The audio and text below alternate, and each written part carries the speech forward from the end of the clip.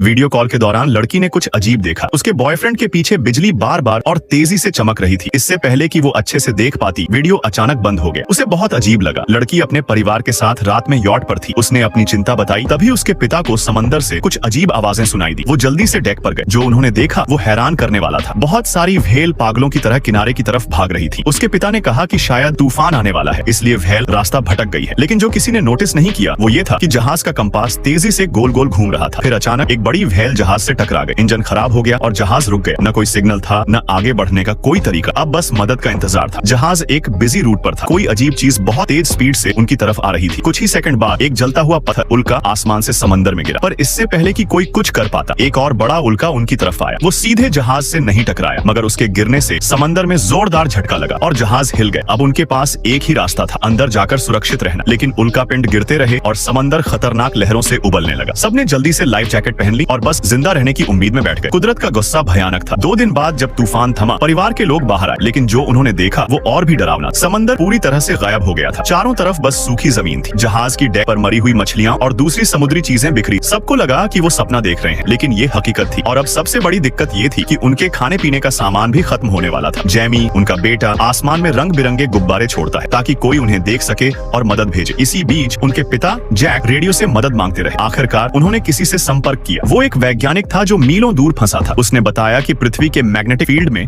अचानक बदलाव आया था, जिससे ये भयानक तबाही हुई। पूरी दुनिया पर असर पड़ा और समंदर गायब हो गए। उस वैज्ञानिक ने चेतावनी दी कि 7 दिनों में पृथ्वी का मैग्नेटिक फील्ड फिर से ठीक हो जाएगा। तब गायब हुआ पानी वापस गिरेगा और समंदर फिर से भर जाएगा। परिवार को जल्दी से ऊंचाई पर जाना चाहिए, वरना पानी उन्हें बहा ले जाएगा। समय कम था और उनके पास कोई रास्ता नहीं था। अब सिर्फ एक चमत्कार ही उन्हें बचा सकता था।